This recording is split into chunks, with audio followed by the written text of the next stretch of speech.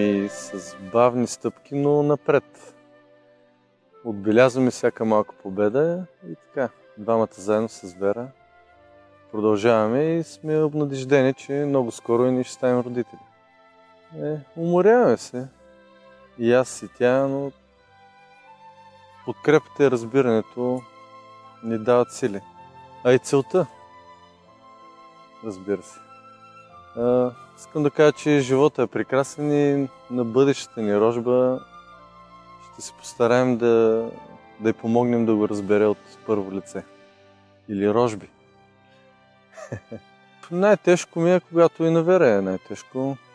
След неуспехите най-вече. Тогава човек почва да си дава сметка какво се е случило, какво е вложил, какво е можело да стане. Това най-много тежи. Нали, всичко е можело да бъде успешно, но не е. Времето лекува и така даваме си малко спокойствие и следващата стъпка.